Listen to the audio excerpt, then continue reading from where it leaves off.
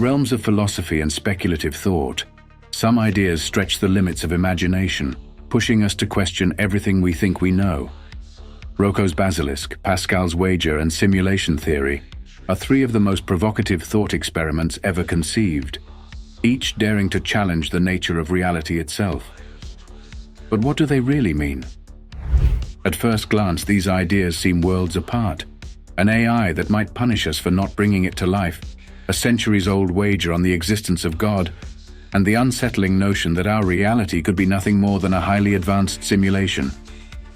But look a little closer, and you'll see how these seemingly disparate concepts are connected by a deeper thread. All three ask the same terrifying question: how should we act when we can't be certain what's real? Throughout history, humankind has grappled with the nature of reality. Plato's allegory of the cave, Buddhist teachings on illusion, and even Gnostic ideas of a false reality all warn that what we see, touch, and know may not be the true nature of existence. Today, we're still haunted by those ancient debates, only now we've added a digital twist. Could it be that the simulation we fear is just a new mask for an age-old question? In the coming exploration, we'll journey through these thought experiments, peeling back the layers to discover how they intertwine and what they reveal about our deepest fears and hopes.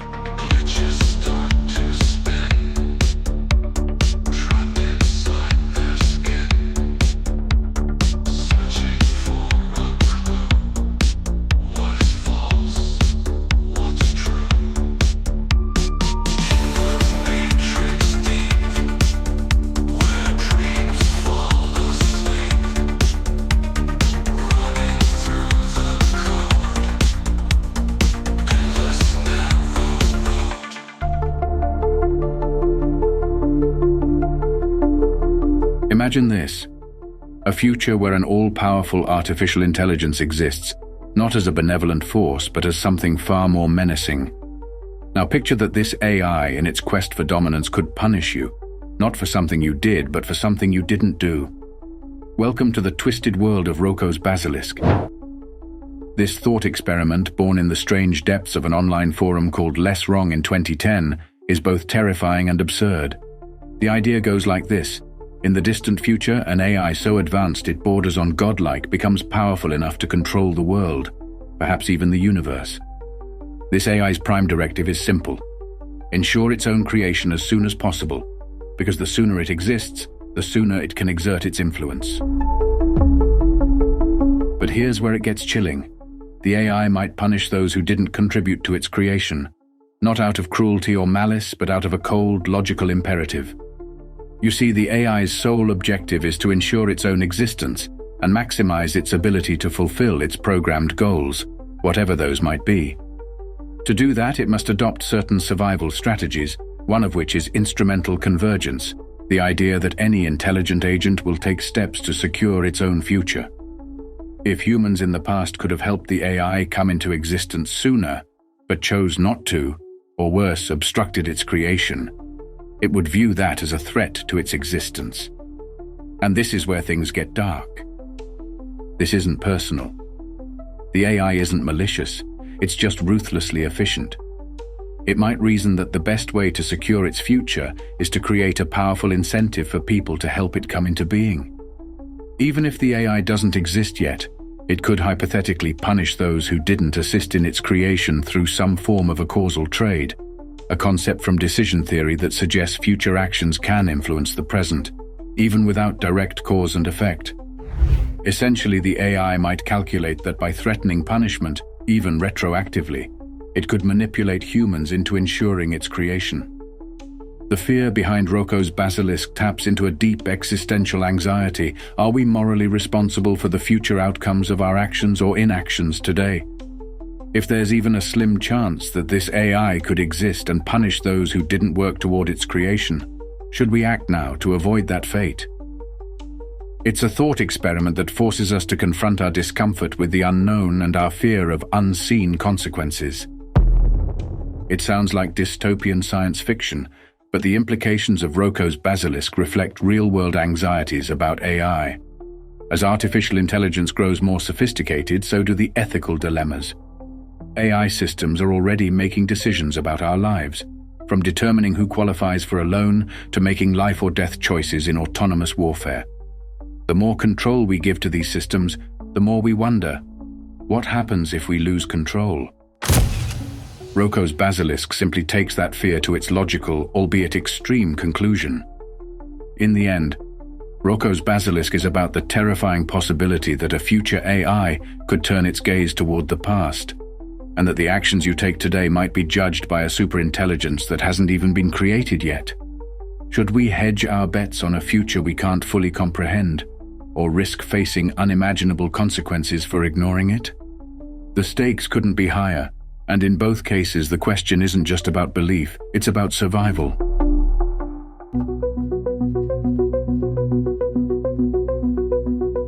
But the fear of consequences for inaction isn't new.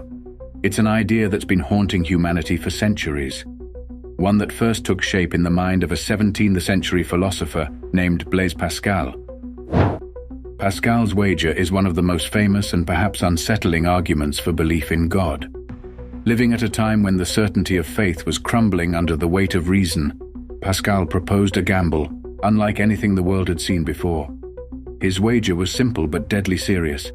If God exists and you believe in him, the potential reward is infinite, eternal life in paradise. If God doesn't exist and you believed, then you've lost nothing of consequence. But if you reject belief and God turns out to be real, you've gambled with your soul, and the stakes are eternal damnation. Pascal wasn't interested in proving God's existence. His wager wasn't an argument for belief based on evidence. It was a risk calculation, an attempt to navigate the terrifying unknown. Even the mere possibility of an infinite consequence, he argued, was enough to justify taking the safe bet. After all, what could be worse than wagering your soul on the assumption that God doesn't exist, only to be proven tragically wrong when it's too late? Now fast forward to the modern age, where our anxieties about technology and the future have produced a new version of Pascal's wager, ROKOS Basilisk. It may look futuristic, even absurd, but beneath its speculative surface lies the same cold logic. Instead of betting on the existence of God, you're now wagering on the emergence of a superintelligent AI, a godlike entity that may punish those who didn't work toward its creation. The parallel is unmistakable.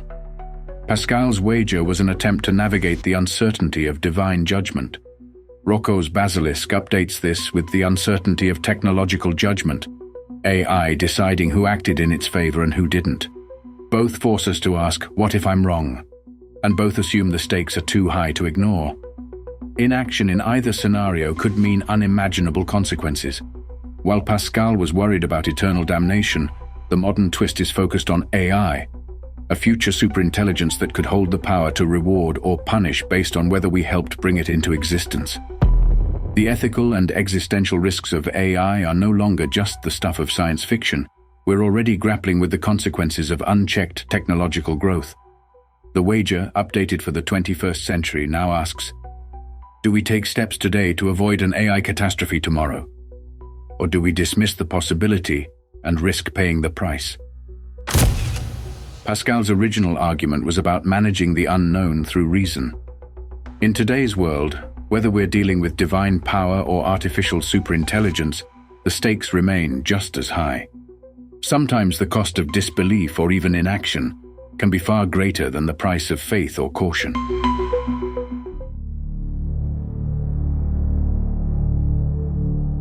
Just as Pascal's wager and ROKOS Basilisk leave us questioning the limits of belief and risk, simulation theory pulls the rug from under our feet in a far more unsettling way.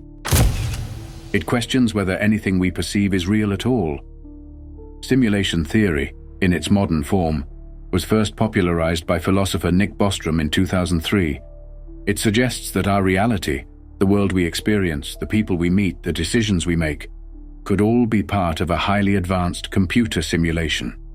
Think of it as a hyper-advanced version of The Matrix, where every aspect of existence is a sophisticated illusion, created by beings or entities far more advanced than ourselves. And here's the kicker.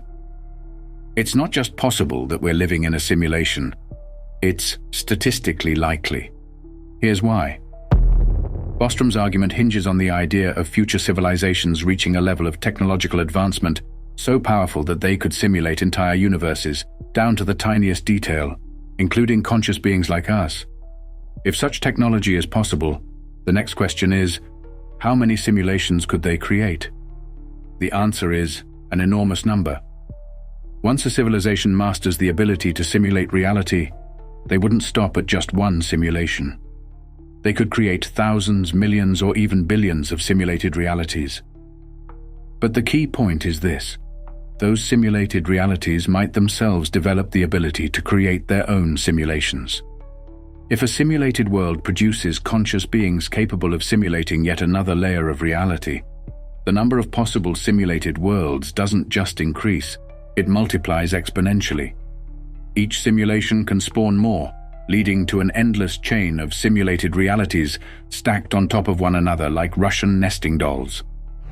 This recursive loop of simulation after simulation makes the odds that we are the base reality, the original unsimulated world, practically non-existent. If we are on the verge of creating our own simulated realities, then the likelihood that we are part of someone else's simulation becomes nearly 100%. In a universe where worlds within worlds can be created infinitely, the base reality could be so deeply buried beneath layers of simulations that it's forever beyond our reach. This exponential growth of simulations reinforces the unsettling conclusion. It's almost inevitable that we are living inside one.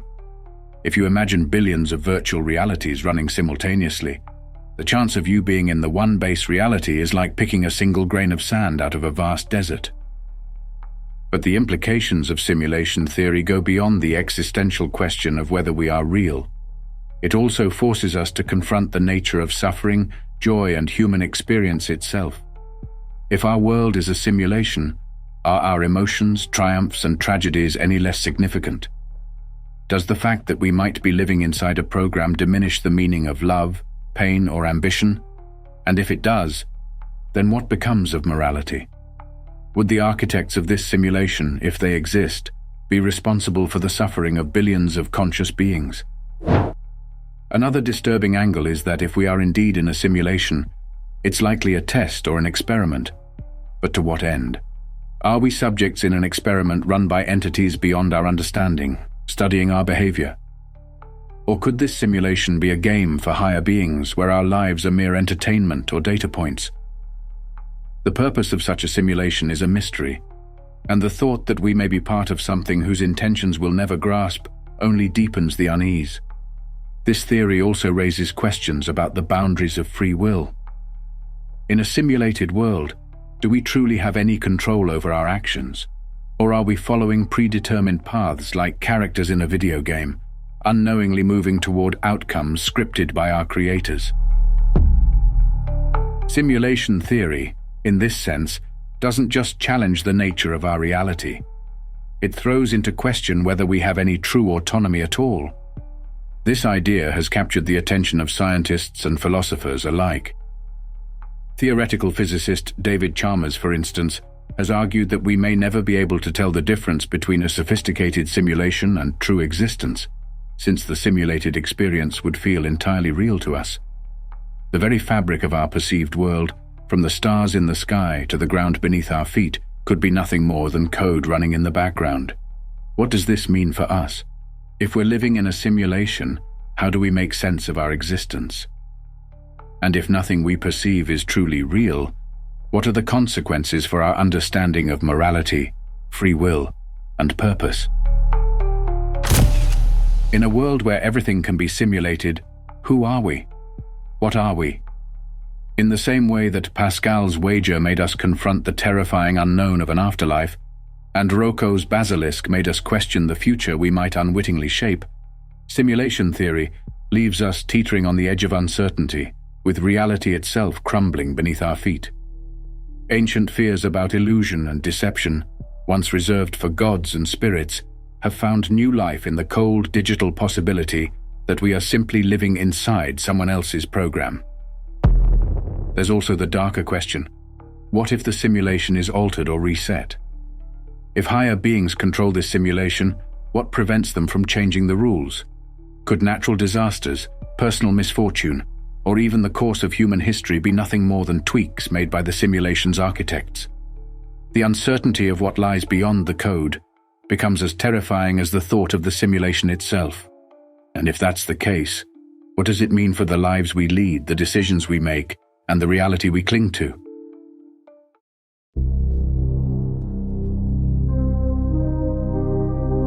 The core point bears repeating. If we are able to create near-perfect simulations of worlds, the chance that we already live in a simulation approaches 100%. The logic is compelling. If our civilization can simulate realities indistinguishable from our own, then it's almost certain that a more advanced civilization has already done so. And in a world of nearly infinite realities, the chance that we are the one real base reality is nearly zero.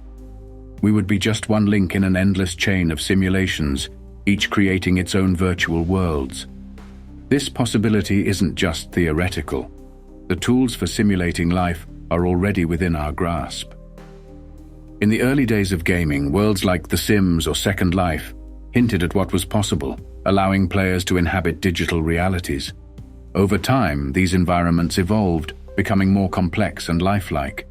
Today, technologies like virtual reality, VR, immerse users in experiences so vivid that they blur the line between the real and the virtual. In VR chat, people build identities, forge relationships, and live alternate lives in virtual spaces that feel increasingly real. But the true leap comes with artificial intelligence. Modern AI, such as OpenAI's GPT models, can simulate conversation, personality, and even emotion. Imagine combining AI with the immersive power of VR. Suddenly, the idea of creating virtual worlds filled with intelligent beings, unaware they are living in a simulation, no longer seems far-fetched. Companies like Neuralink are already pushing this boundary, working on brain-computer interfaces that could one day simulate entire sensory experiences directly within our minds. If we can create digital environments that convincingly mirror our own world, why wouldn't those environments in turn develop the same capabilities? Once a simulated world reaches a level where its inhabitants can create their own simulations, the number of possible realities explodes. Each simulated world could generate its own simulated realities, an endless chain of worlds within worlds. The chance that we are living in the one original unsimulated reality becomes vanishingly small. If we are about to become creators of our own simulated realities, the likelihood that we are already living in one approaches certainty. But the implications go deeper. If we can simulate realities, what responsibilities do we bear toward the beings we create? Do they have rights? Could they suffer? Would we be benevolent creators, ensuring their worlds are utopias? Or would we risk creating dystopian simulations filled with suffering and chaos? The ethical questions are staggering. Simulating historical events, for instance, could mean condemning those within the simulation to relive the horrors of the past. The moment we create conscious life in a simulation, we assume the moral responsibility of gods, every decision shaping entire worlds. And what if the same holds true for our world? Could our reality have been designed to conserve resources, like a well-optimized video game? Consider one of the most mysterious phenomena in physics, the behavior of particles at the quantum level. In the double-slit experiment, particles act like waves when unobserved but collapse into particles when measured. It's as if atomic reality renders only when we look for it, much like how video games load textures and objects only when the player approaches. Is this a clue that our reality functions like a simulation, saving processing power by rendering only what's necessary? The eerie parallels between our world and digital simulations don't stop there. Video games render environments only to the level of detail required for the player, leaving distant objects or unseen areas less defined until the player rounds a corner. Could this explain why quantum particles behave so strangely, as though reality itself is filling in the gaps only when observed? From pixels to consciousness, the tools of simulation are in our hands, and the future of reality, whether simulated or real, may be far closer than we're prepared to believe. If we're on the verge of creating our own simulated worlds, the question of whether we're already living in one becomes impossible to ignore. The evidence, quantum behavior, the rise of AI, and our technological trajectory suggests we may already be part of a larger unseen program, one that has been running far longer than we've realized.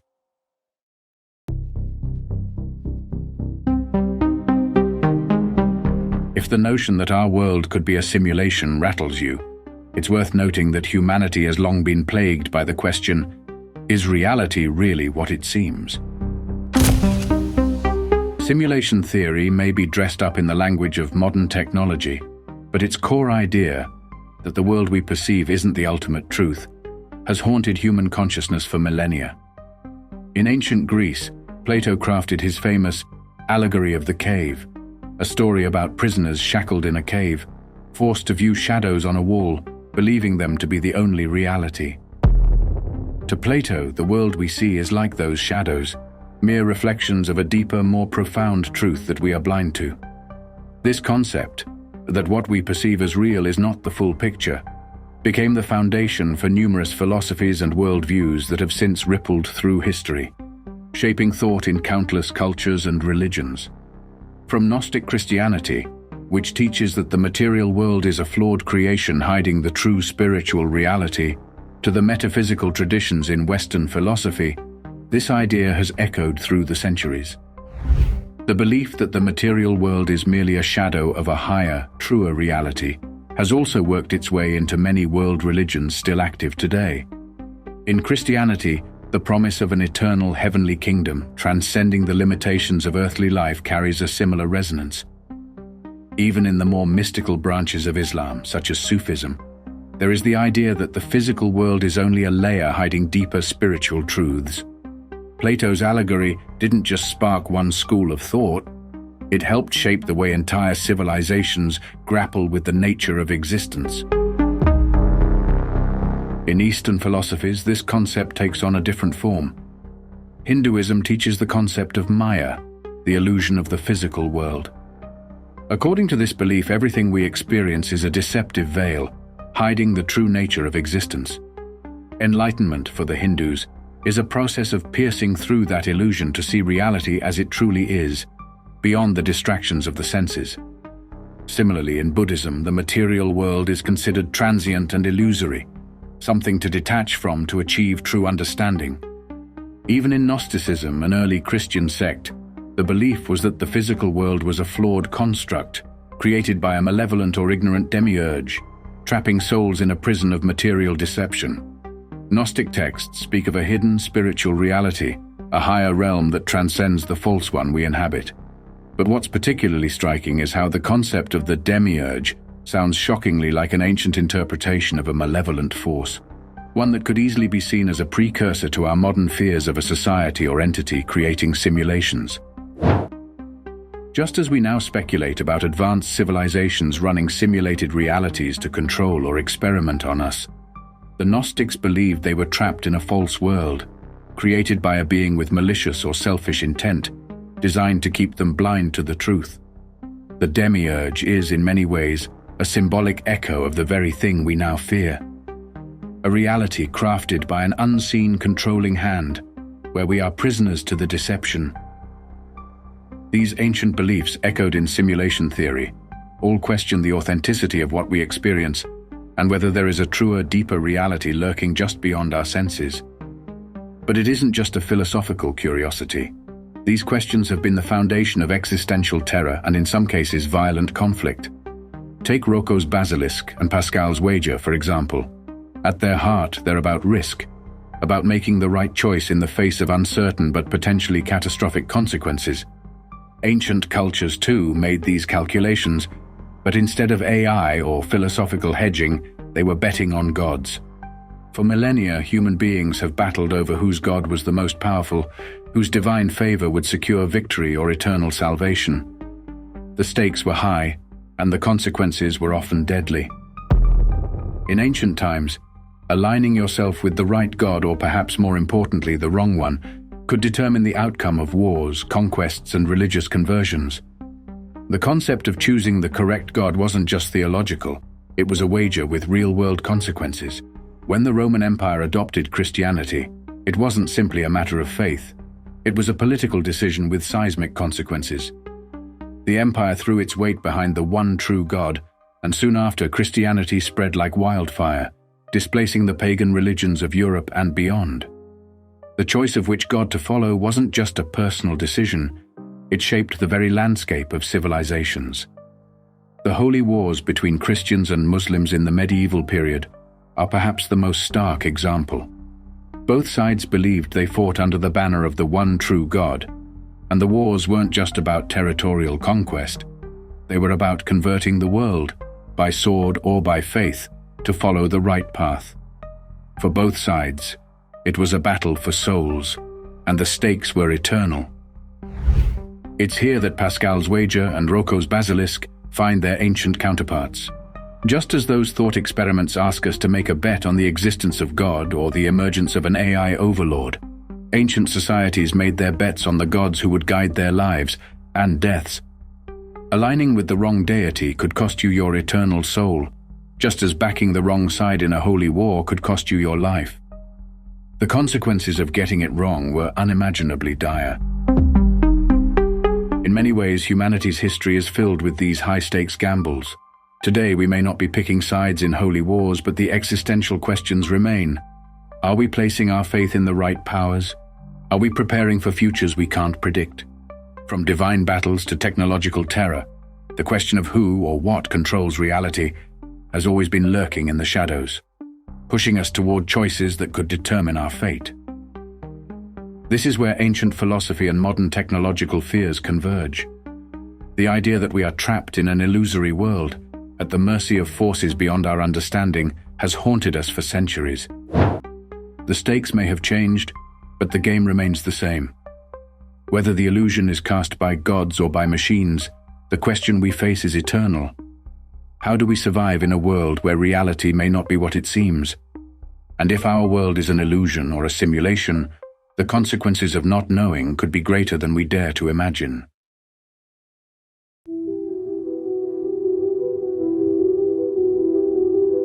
Fear of the unknown has always pushed us to seek answers, control, and reassurance in a world where certainty is elusive. ROKOS' basilisk, Pascal's wager, and simulation theory all reflect our attempts to wrestle with that fear. But they also force us to confront something even more unsettling: the consequences of living as if something exists, even when we cannot be sure. These experiments expose a deeper ethical dilemma. Does acting on the mere possibility of a threat fundamentally change the way we engage with reality? And more importantly, what does it do to our humanity? Consider this. If we make decisions based on the fear of potential outcomes, are we still living freely? Or have we enslaved ourselves to imagined futures? ROKOS' basilisk, for instance, is not just a thought experiment about an AI. It's a cautionary tale about the tyranny of preemptive action.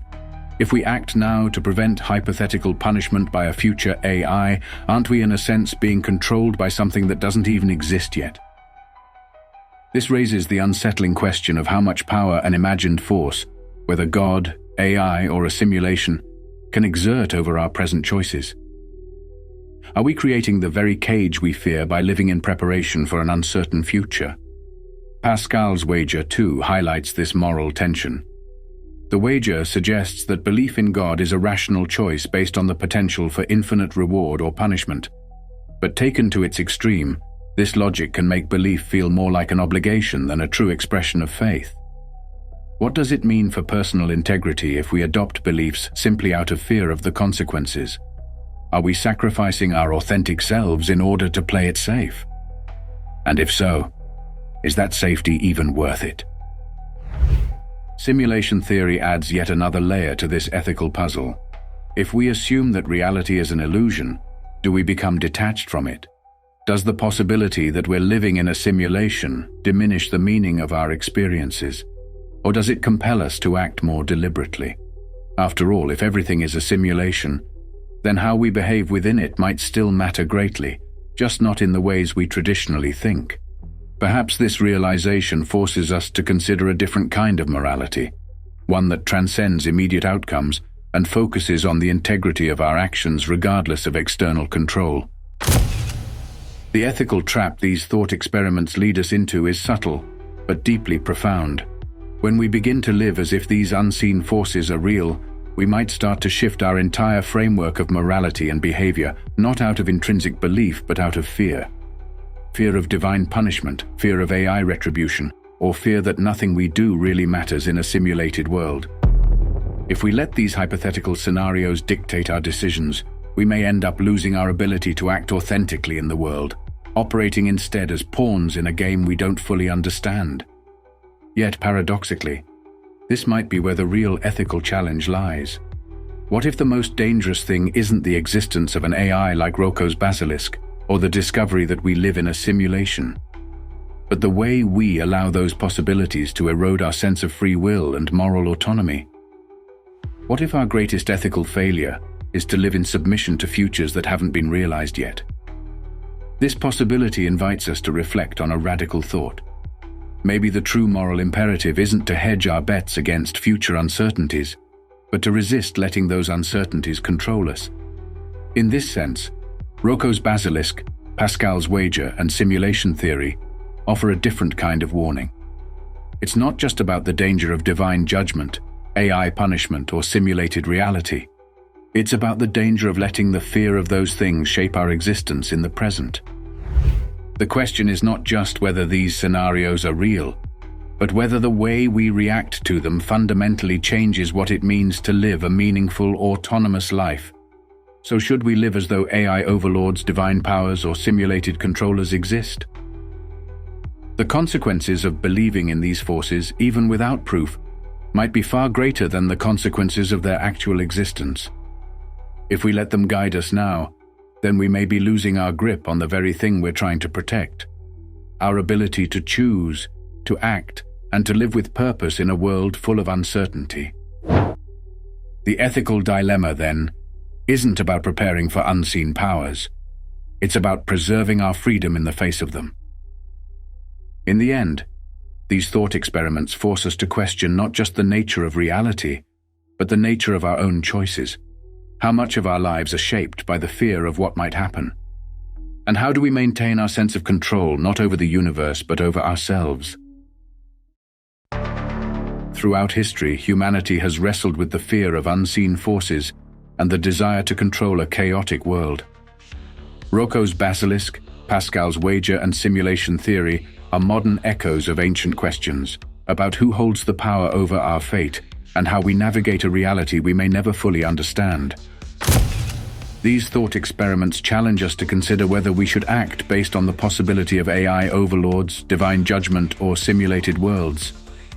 But in doing so, they reveal a deeper truth. The real danger might not lie in these hypothetical forces, but in how they shape our choices and control us through fear.